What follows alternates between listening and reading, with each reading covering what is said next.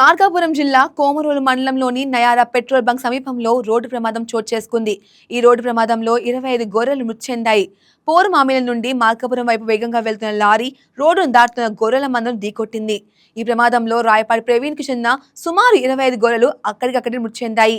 ఈ ఘటనతో గొర్రెల యజమాని రాయపాడి ప్రవీణ్ తీవ్ర ఆవేదన వ్యక్తం చేశారు.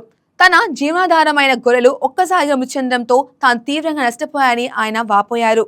సమాచారం అందుకున్న కోమరోలు ఎస్ఐ నాగరాజు ఘటనా స్థలానికి చేరుకొని కేసు నమోదు చేసి దర్యాప్తు చేపట్టారు.